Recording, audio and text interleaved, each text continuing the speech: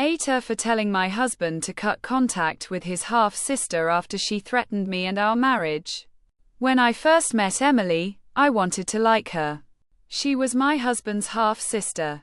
Younger, beautiful, bright-eyed, and, according to him, a little lost. He'd found her online just 3 years ago after their father's death. They shared the same dad, different moms, and apparently, a lifetime of missed connection. I encouraged their relationship. I thought it was sweet that he finally had some family after losing so much. I was the one who pushed him to invite her to dinner, to help her move when she needed it, to stay in touch. But now, I wish I'd never opened that door. Because Emily wasn't lost. She was looking for a way in. The first time I felt something was wrong was subtle. She'd make strange comments. Things that sounded innocent at first, but lingered. "You're lucky he married you," she told me one night as we cleaned up after dinner. "He used to have a thing for girls that looked like me." She laughed after, like it was a joke. But the way she stared at me over the wine glasses made my stomach twist. I told my husband, Mark, but he brushed it off. "She jokes like that with everyone," he said. "Don't take it personally. She's still learning boundaries." Boundaries. That word would come back to haunt me later. It got worse slowly. Late night texts from her to him. "Can I come over? I can't sleep." Random calls during our date nights. Little digs at me when she thought he couldn't hear. About my job, my family, the way I dressed. At first, I thought she was jealous of me taking her brother's time. But then, one evening, while Mark was out running errands, she showed up at our house. No warning, no text. Just standing on the porch, pale and shaking. "I need to talk to you," she said. "About Mark."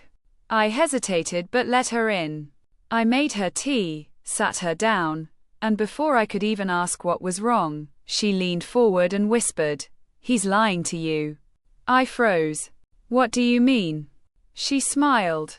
That same empty, eerie smile I'd seen before. "He's not who you think he is. But don't worry. I can prove it." She pulled out her phone, scrolled through messages. Screenshots, pictures, conversations that looked intimate, flirty, dated from before and after our wedding. My heart sank. "These are fake," I said immediately, refusing to believe it. She shrugged. "Maybe, maybe not. But if you ever try to come between us, I'll make sure everyone sees them." And then she left. Just like that. When Mark came home, I confronted him. I showed him everything. He looked horrified. He swore it wasn't true. "She's lying. She's done this before," he said, voice trembling. "She tried to ruin my last relationship too. She's unstable." He promised to block her, to cut contact, but he didn't. 2 weeks later, I saw her name pop up on his phone. He said she was in trouble and needed help. He went to see her. Didn't come home until 3 a.m. When I asked what happened, he said, "She's family, okay? She's been through hell. You wouldn't understand." That's when I said it. Either she goes, or I do. He stared at me like I'd just pulled a knife. "You're asking me to abandon her," he said coldly. "Him asking you to protect us," I said. That was 3 months ago. Since then, things have spiraled. She's been sending letters, actual handwritten notes, to our house. Some are begging for forgiveness. Some are darker. One said, "You took him from me. I'll make sure you lose him too." We went to the police. They said there wasn't much they could do unless she acted on her threats. Mark finally agreed to block her, but I can tell he still checks her social media. Sometimes I catch him looking at old photos, his face unreadable. And last week, I found something that made me sick. A necklace. Silver. Simple. But with a small, engraved E. It was tucked in his bedside drawer. When I asked, he said, It's nothing.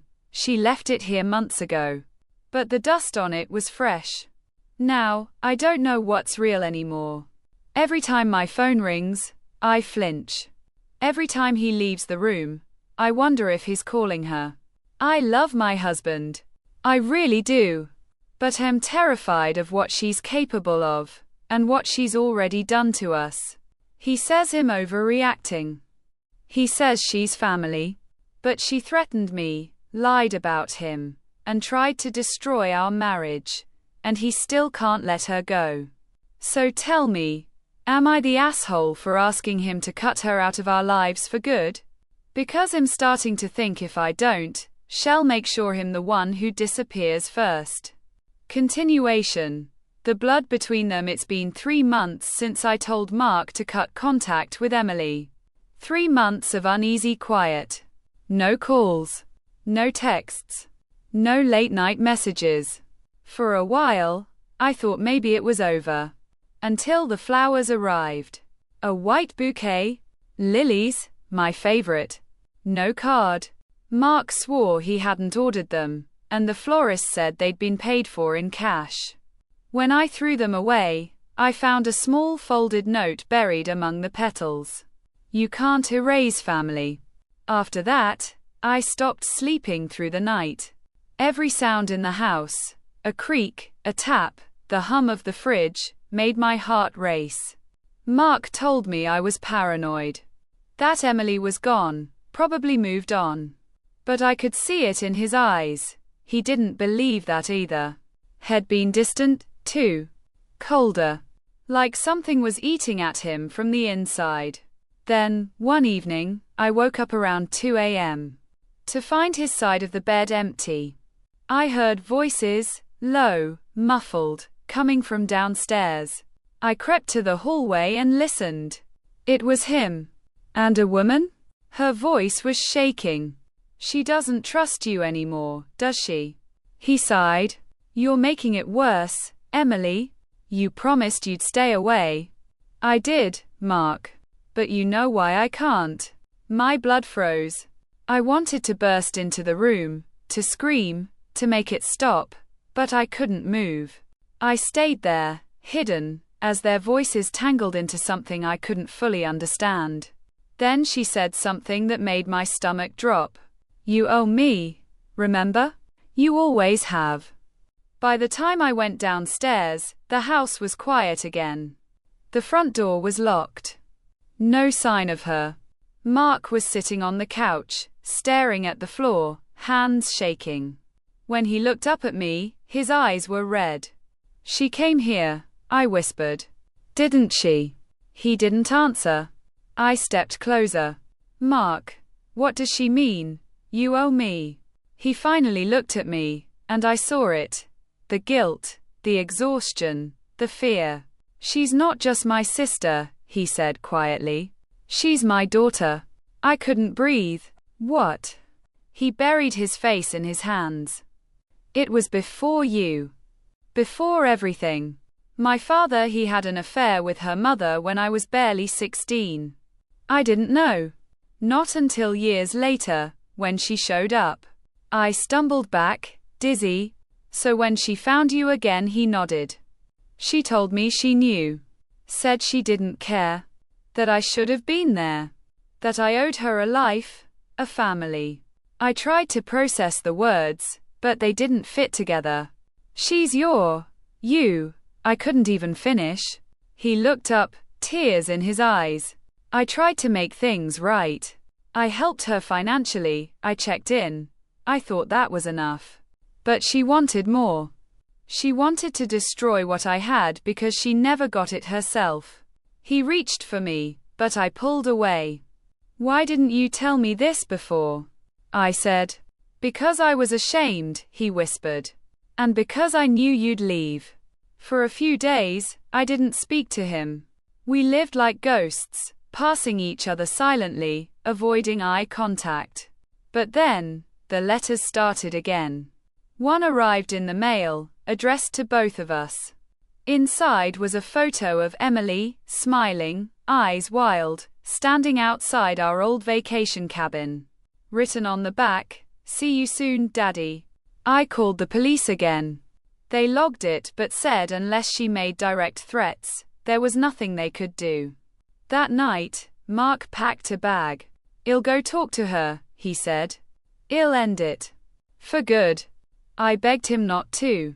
"You don't know what she's capable of." He smiled weakly. "Neither do you." He left. And he didn't come back. Hours passed. Then days. I called his phone, but finally, after 3 days, the police found his car abandoned near the same cabin in the woods. Inside were his wallet, his phone, and a note written in his handwriting. "She just wants to talk. I'll make her understand." But there was no sign of either of them. 2 weeks later, I got another envelope. No return address. Just one photo inside. Mark, pale, eyes empty, sitting beside Emily in a dimly lit room. She was smiling. He wasn't. On the back, in red ink, it said, "Now we're a family again." I called the police in tears. They said it could be staged, that there wasn't enough evidence of a crime. I felt like I was losing my mind. Last night, I woke up to the sound of something tapping against the window. When I looked, I saw it, a small shape hanging by fishing line. It was the same silver necklace. The one with the E. And tied around it was a strip of paper. "Your turn." Now, I keep the lights on every night. I sleep with the phone next to me. Sometimes, I swear I hear footsteps outside. But when I look, there's no one there. Part of me still hopes Mark will walk through that door. Another part of me knows he won't. Not the same, not ever. Because Emily didn't just want revenge. She wanted to erase me, to make him choose her world over mine. And maybe she succeeded. Because now, when I think about him, I can't tell whether I miss my husband or mourn the man he became when he chose her. Episode 3: The House in the Pines. 3 weeks. That's how long it's been since I got the last photo, the one of Mark and Emily together. No more letters. No more knocks at the window. Just silence. But silence isn't peace. Silence is what comes before a storm.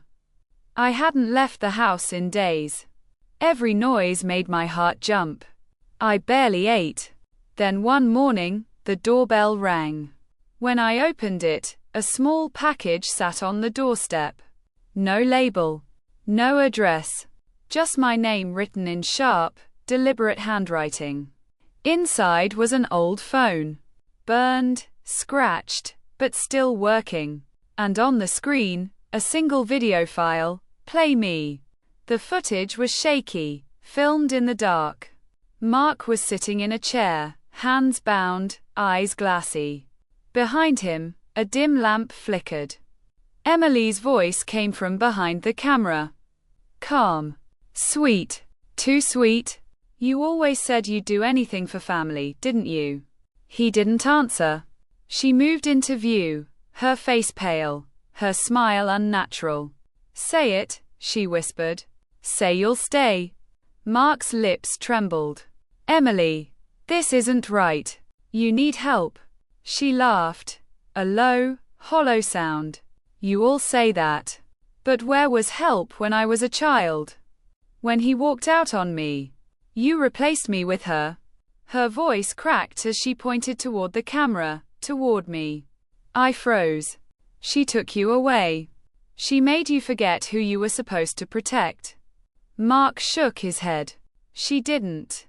But Emily grabbed his face, forcing him to look at her. "You're mine. You've always been mine." The video ended there. I called the police again, begged them to track the phone. They said it pinged somewhere near Blackridge Pines, an old forest about an hour north. That was where our cabin had been.